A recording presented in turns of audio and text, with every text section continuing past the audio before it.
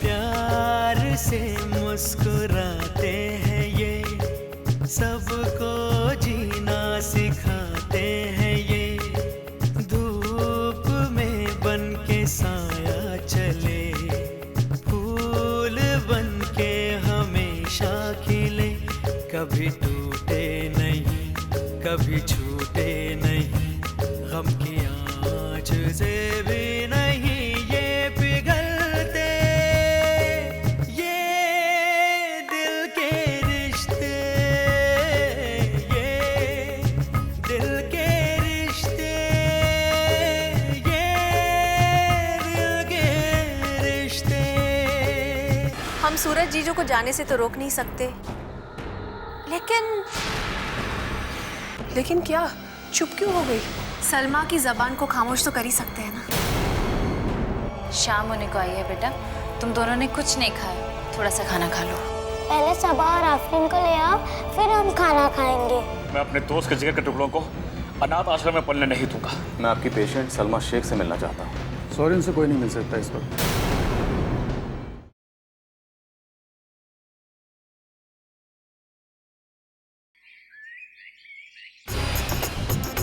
नहीं, सलमा ठीक नहीं होगी। उसे ठीक नहीं होना चाहिए। अगर वो पागलपन से उबर गई तो मुझे पागल कर देगी। उसका ठीक होना मेरी बर्बादी के ताबूत पर आखिरी कील साबित होगी।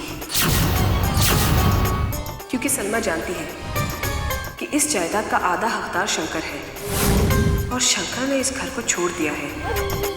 दर दर की ठोकरें खा रहा है, दाने दाने का मोहताज है। ऐसे में सलमा जज्बाती हो गई और जज्बात जब हिलोरे मारते हैं तो हर उसूल तहस नहस हो जाते हैं। वो भूल जाएगी कि उसे दो भाइयों को नहीं लड़ाना चाहिए, लेकिन ये लड़ाई दो भाइयों की नहीं होगी, बल्कि सूरज मुझे घर से ही नहीं अपने दिल से भी निकाल देंगे। लेकिन क्या सलमा ऐसा करेगी? उसे मैं लालच देकर या किसी तरह से भी अपने साथ नहीं मिला सकूंगी ताकि वो मेरी वफादार बन जाए। क्या वो अपनी बेइज्जती भूलकर मेरे साथ आने को राजी हो जाएगी? पता नहीं शंकर और उसके अपनों को कब तक झेलना पड़ेगा। मर्द में खुददारी और औरत में शर्म ना हो तो वो अच्छी सोसाइटी के लायक नहीं होते। मैंने और सूरज ने शंकर के लिए क्या कुछ नहीं किया। उसकी बीमारी का सारा खर्च उठाया, तो उसे भी तो हमारी पसंद और नापसंद के बारे में सोचना चाहिए। आपको अपनी पसंद बता देनी चाहिए। क्यों? तुम्हें नहीं पता कि मुझे क्या पसंद है और क्या नहीं पसंद? फिर अनजान बनने का नाटक क्यों कर रही हो? नाटक और नौटंकी करना हमें नहीं आता। हम तो दर्शक हैं, चुपचाप तमाशा देखने के अलावा हम कुछ नहीं कर सकते। और रही बात समझने की, समझ में उसी दिन आ गया था कि क्या इज्जत है हमारी यहाँ पर। जिस दिन हमारा सामान सर्वेंट क्वार्टर में रखा गया था, मगर वो भी सितम हमने चुपचाप सह लिया, क्योंकि शंकर भाई की खुददारी का इम्तिहान नहीं लेना चाहते थे हम। उनसे लगाव है हमें, इसलिए हम चुप रहे। और अब बोल के क्या जताना चाहती हो? यही कि तुम्हारा दम घुटता है? दम तो मेरा भी घुटता है तुम लोगों को यहाँ देखकर। और एक बात याद रखना, मुझसे कोई गलत बात मत करना, क्योंकि मेरा नाम अंतरा है। और अगर मुझसे दुश्मनी करोगी तो तुम्हारे लिए अच्छा नहीं होगा।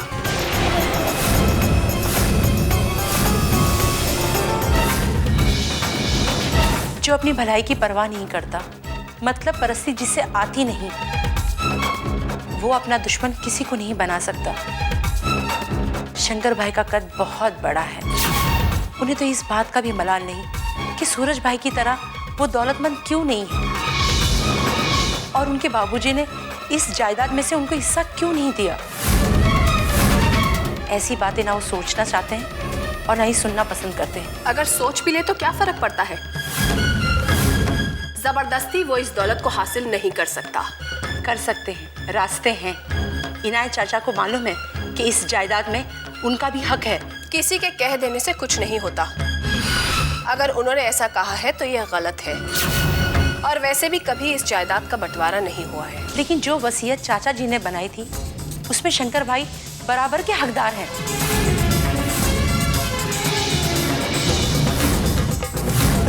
और ये बात उन्होंने इनायत चाचा से कही थी। खबरदार जो मुंह से ऐसी बात निकाली। अपना मुंह बंद रखो, वही अच्छा है, वरना तुम लोगों को धक्के मारकर इस घर से बाहर निकाल दूंगी। ये जायदाद मेरी है, और अगर किसी ने नजर उठाकर इसकी तरफ देखा तो वो देखने लायक नहीं रहेगा। ये तो वक्त बताएगा।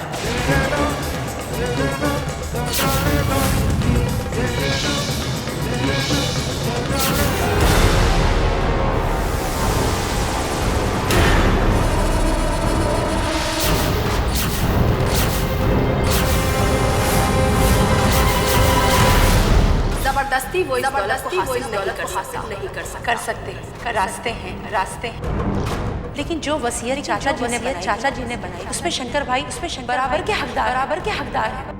हरगिज़ नहीं दूंगी इस जायदाद का हिस्सा मैं किसी को। जितना जतन मैंने ये जायदाद पाने के लिए किया है, उससे ज्यादा जतन मैं इसे संभालने के लिए करूंगी। हर खतरा उठाऊंगी, मगर एक फूटी कौड़ी किसी को नहीं दूंगी। क्या हुआ अंतरा दीदी, ये पागलों की तरह क्यों चिल्ला रही हो? अच्छा हो गया मिताली तुम आ गई।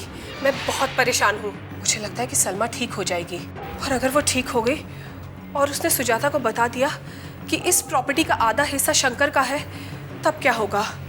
जैसे मैंने उन दोनों को घर से भगाया है, अगर वो दोनों ने मुझे भगा दिया तो वो दोनों मुझसे बदला जरूर लेंगी। इतना निराश क्यों हो रही हो दीदी? भविष्य के बारे में इतना सोचोगी तो जीना दुर्लभ हो जाएगा।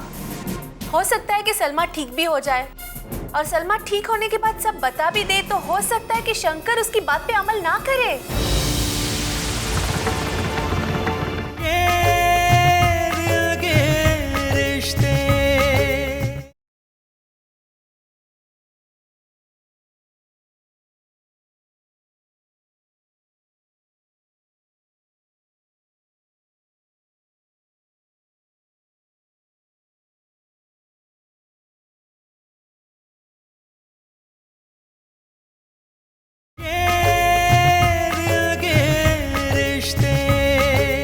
आदमी हाथ पैर तभी मारता है जब वो डूब रहा होता है, और यही हाल शंकर और उसके परिवार का है। और जिस तरह चुपचाप सुजाता ये घर छोड़कर गई है, मुझे पक्का विश्वास है कि मौका मिलने पर वो मेरी जिंदगी में तूफान खड़ा कर देगी। और बात यहाँ जायदाद की है, मैं कोई रिस्क नहीं उठाना चाहती। रिस्क लेना भी नहीं चाहिए दीदी। समय से पहले जायदाद की रक्षा के लिए सजग होना जरूरी है। मेरी मानो तो सूरज जीजू को मेंटल हॉस्पिटल जाने से रोको, ताकि वो सलमा से ना मिल सके। सूरज को मेंटल हॉस्पिटल जाने से रोकना ही पड़ेगा, वरना बहुत गड़बड़ हो जाएगी।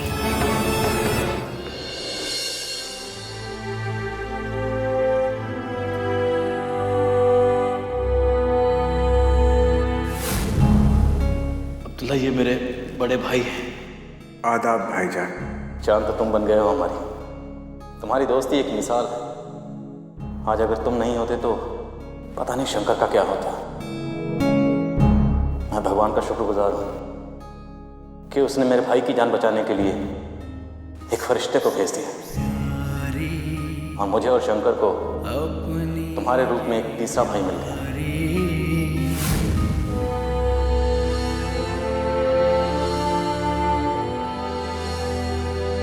तुम्हारा ये एहसान मैं जिंदगी भर नहीं भूलूंगा। एहसान कहकर हमारी दोस्ती को छोटा मत कीजिए। मैं तो सोचता था कि भगवान ने इस कलयुग में अब्दुल्ला जैसे लोग बनाने ही छोड़ दिए हैं, लेकिन अब्दुल्ला जैसे लोग जब तक इस दुनिया में हैं तब तक कलयुग कभी आ ही नहीं सकता। बुरे लोग चाहे कितनी भी कोशिश करें।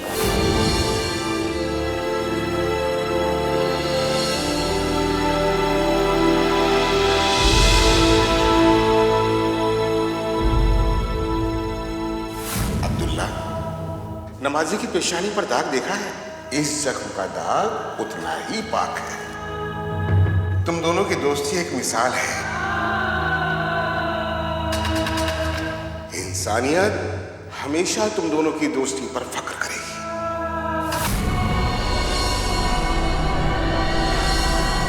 अपने होने का बहुत बड़ा सबूत दिया है आपने। शक हो सबूत तो तब दिया जाता है, और हमारी मोहब्बत में शक कहा। आपने मोहब्बत का जो बीज बोया, मैंने तो बस उसे सींचा है। लेकिन शंकर भाई, थोड़ी परेशानी है। किस बात की? मैंने सोचा था कुछ काम मिल जाएगा, थोड़ा बहुत कमाने लगूंगा, तब बाल बच्चों को बुला लूंगा।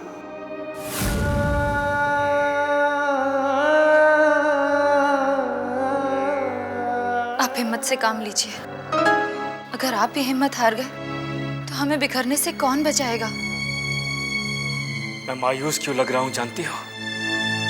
क्योंकि हमारी सोच अच्छी है, हमारे कर्म अच्छे हैं, लेकिन हमारी तकदीर अच्छी नहीं है। इतनी सारी मुसीबतें और वो भी एक साथ।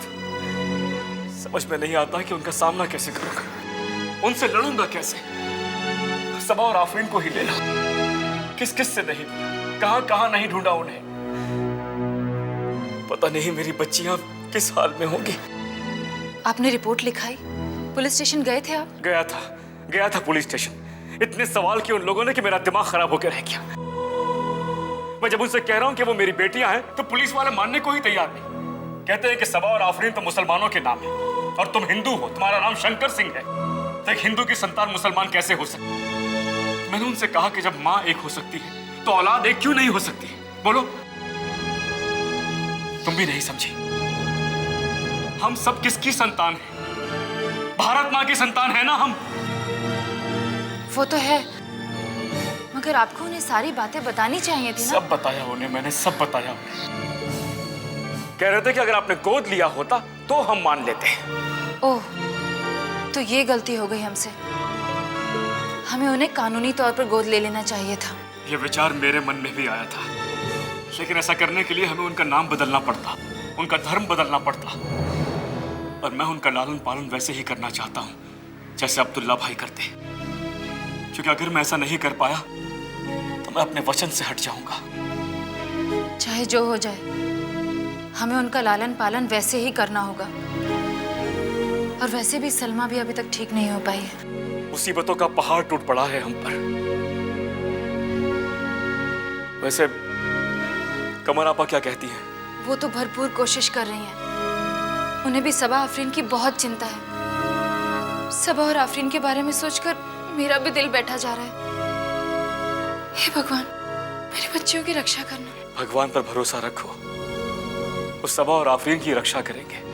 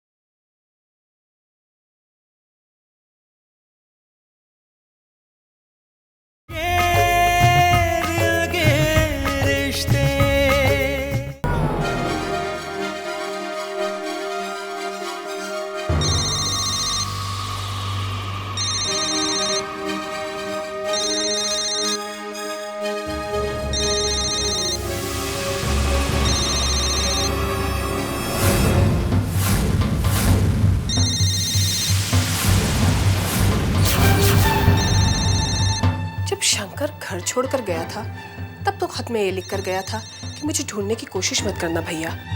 फिर अब ये भैया के फोन पर फोन क्यों कर रहा है? ये तो अच्छा है कि सूरज नहा रहे हैं और उनका मोबाइल यहाँ है। अगर सूरज और शंकर के बीच बात हो गई तो मेरे सारे किए कराए पर पानी फिर जाएगा। मैं फोन उठा लेती हूँ। हेलो हेलो भाभी, मैं शंकर, सूरज भैया से बात करनी है, बहुत जरूरी काम है। हेलो हेलो हेलो, कौन बोल रहा है? भाभी।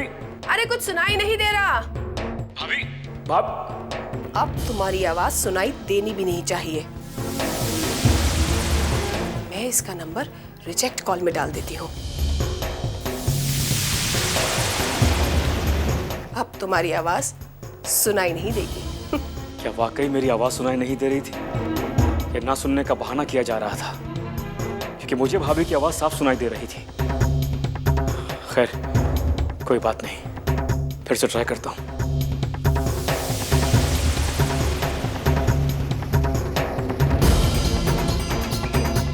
एंगेज का टोन। मेरे फोन की घंटी बज रही थी। अंतरा किसका फोन था? किसी का भी तो नहीं। आप भी ना अपना मोबाइल कहीं भी छोड़ देते हैं। ये तो मैं हूँ जो आपकी हर चीज ढूंढ ढूंढ कर संभाल कर रखती हूँ। अब मेरा काम तो सिर्फ लाना है, उसे रखना और सहेजना तो तुम्हारी जिम्मेदारी है। ठीक है, लैंडलाइन पे ट्राई करता हूँ।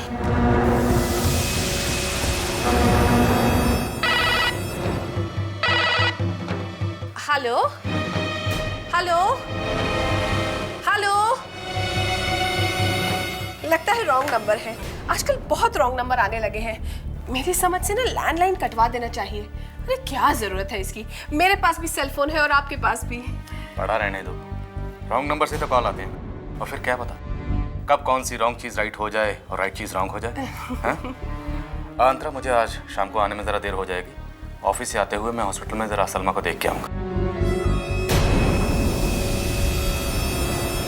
चलो खाना खा लो, खाना बहुत अच्छा है। वो मेरे से नहीं खाया जाएगा, खाना अच्छा नहीं है। तुम लोगों ने खाना नहीं खाया? अन्न की बेइज्जती कर रही हो? खाओ नहीं तो ठूस ठूस कर खिलाऊंगी। चलो खाना खाने चलो। नहीं, वो खाना अब नहीं खाएंगे। वो खाना अच्छा नहीं है तो ये लोग कैसे खा रहे हैं? अगर ये खाना अभी नहीं खाया ना, फिर रात तक खाना नहीं मिलेगा। फिर मत कहना मुझे। इन लोगों ने खाने की कोशिश की थी पर नहीं खा पाए। तुम लोग इसलिए नहीं खा रहे हो क्योंकि ये खाना टेस्टी नहीं है ना।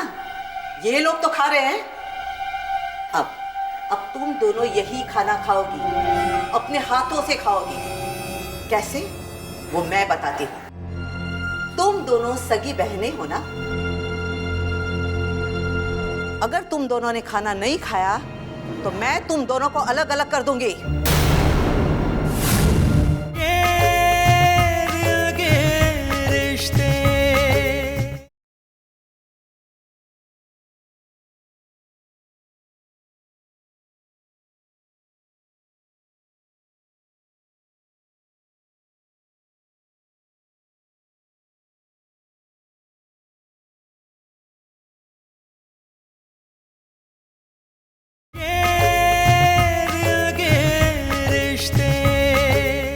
अगर तुम दोनों ने खाना नहीं खाया तो मैं तुम दोनों को अलग अलग कर दूंगी।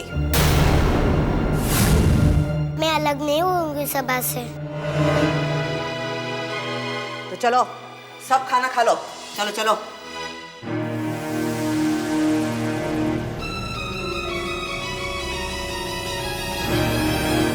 आइए आइए, इस गरीब खाने में तशरीफ लाइए। घर तो अच्छा है। भाड़े का घर है। अगर आपकी चाहत रही तो खुद का भी हो जाएगा। क्यों नहीं चाहूंगी? आप मेरा काम करते रहिए, मैं आपकी हर इच्छा पूरी करूंगी। अंतरा जी, आप जो भी काम कहेगी उसे मैं पूरा करने की कोशिश करूंगा। आपने कहा था कि सबा और आफरीन को उस घर से दूर रखना। मैंने उस काम को इतनी सफाई से अंजाम दिया है कि मेरे और मेरे खुदा के सिवा ये कोई नहीं जानता कि उसके पीछे किसका हाथ है। ये तो शुरुआत है, दरअसल मेरा मकसद है शंकर को इस शहर से दूर करने का, और ये काम मैं आपको सौंपना चाहती हूँ। अंतरा जी, अब आपसे क्या छुपा? आपसे ऐसा रिश्ता बन चुका है कि जिस काम को आप अंजाम देना चाहती है ना, उसे मैं फर्ज समझकर पूरा करना चाहता हूँ। लेकिन आप थोड़ा ध्यान से सोचिए, शंकर को इस शहर से बाहर निकालना बड़ा मुश्किल काम है। हाँ, मुश्किल तो है, मगर अगर ये काम आसान होता तो मैं आपको क्यों सौंपती। खैर कोई बात नहीं, अगर आपसे ये काम नहीं होता तो मैं ये काम किसी और को सौंप दूंगी। अरे कैसी बातें कर रही है आप? मैंने कहा ये काम मुश्किल है, लेकिन इस काम को सोच समझकर अंजाम देना होगा। हाँ, आप लोग इतने इल्जाम लगाइए कि वो तंग आकर शहर छोड़कर चला जाए। इल्जाम? अच्छा रास्ता दिखाया आपने। अब तो इतने इल्जाम लगाए जाएंगे कि मंजिल तक भी पहुंचेंगे, सफर भी तय होगा, और वो भी बड़ी आसानी से। जी, मैं चलती हूँ। Best of luck.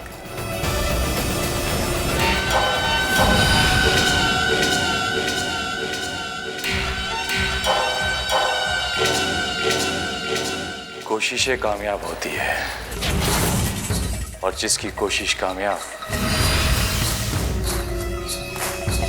वही कामयाब इंसान। हम ये बिल्कुल बर्दाश्त नहीं करेंगे मोहतरमा, हमें बच्चे चाहिए। अरे हम खुद ही बच्चों को ढूंढ ढूंढ कर परेशान हैं।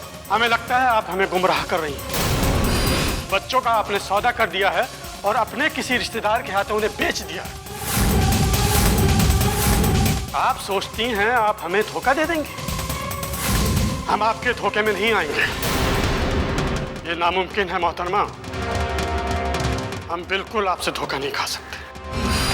अगर आप बच्चों की हिफाजत नहीं कर सकती थी तो क्यों उन्हें अपने घर में रखा? क्यों किसी गैर के बच्चों को अपने घर में पढ़ा दिया? हमें सिर्फ उन बच्चों का पता चाहिए। अरे आप विश्वास क्यों नहीं करते? वो बच्चियां मेरे लिए मेरे अपने बच्चों से बढ़कर थी। अपनी आत्मा का भी कोई सौदा करता है क्या? आप ही बताइए। ये तो बाद में ही पता चलता है मोहतरमा, जब कोई कर गुजरा हो, और यहाँ तो कर गुजरा। अरे मैं कह चुकी हूँ ना, हम सब उसी को लेकर परेशान हैं। आप ही की तरह कोई मुल्ला उन्हें उठाकर ले गया है। खबरदार जो हमारी तरह कहा। हम सिर्फ इतना चाहते हैं कि हमें बच्चे मिल जाएं, बस।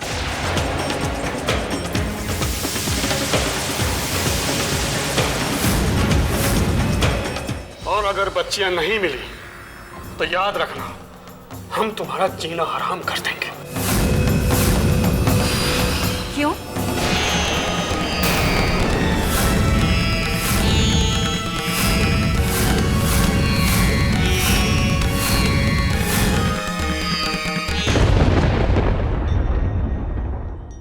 आपका नाम क्या है बेटी? इसका नाम सबा है, ये मेरी छोटी बहन है। Very good. आप चलेंगे ना हमारे साथ? हम आपको ढेर सारे खिलौने और बहुत सारा प्यार देंगे। तुम मुझे छोड़ के कहीं मत जाना। नहीं, मुझे नहीं जाना है, मुझे बहन के साथ रहना है। छोड़ो हाथ।